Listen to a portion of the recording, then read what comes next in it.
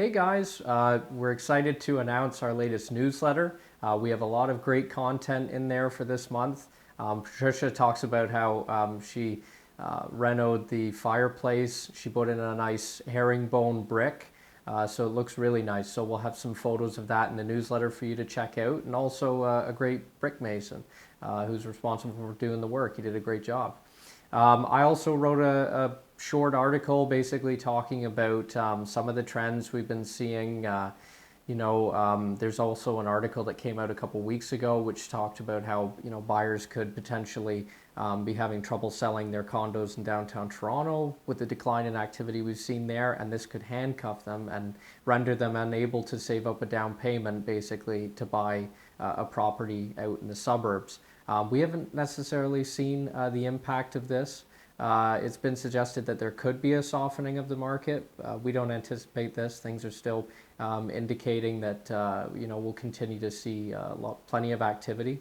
The market remains strong and dynamic. And Nick's going to talk about some of the content that he's got in the newsletter as well. Yeah, so we've actually got some links down there for our Monday market updates that we've been doing. Yeah. Just because not all of our clients are aware of those videos that we're putting out. We do it on LinkedIn, Instagram, Facebook as well, so that you guys can go there and see basically a weekly update on what's happening in the marketplace. The market is red hot. CMHC came out as we kind of expected at the beginning of the year. They predicted that the market would soften. All the agents and the banks themselves all said that things were going to continue to do well and outperform the expectations. CMHC's had to roll back those expectations. And it doesn't look like it's slowing down heading into 2021.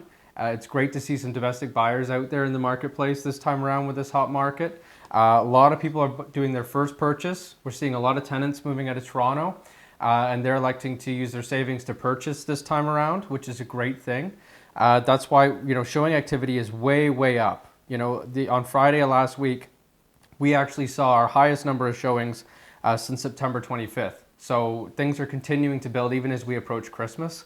And the showing activity for 2020 versus 2019 was up over 62%. So again, really strong numbers. I think the most active marketplace, safe to say, is the sub 1 million. First-time buyers are targeting that marketplace pretty heavily. It is a great opportunity for people who are thinking of making the move up this year and going into 2021 now, because obviously if you're selling something sub $1 million and you're buying north of $1 million, it's a pretty good marketplace to be in because you'll do really well in the sale and you'll have a little bit less competition in the buy.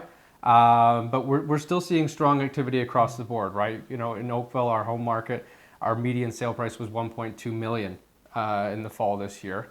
And Burlington, you're around 800,000. And as you creep up into Guelph and Waterloo, where we've seen a lot of activity as well, those price points are in the mid 5s to 6, I would say, for that medium price point, but they're selling for 107% of their list price. So a lot of competitive activity out there, and we talked about that in last week's Monday market update.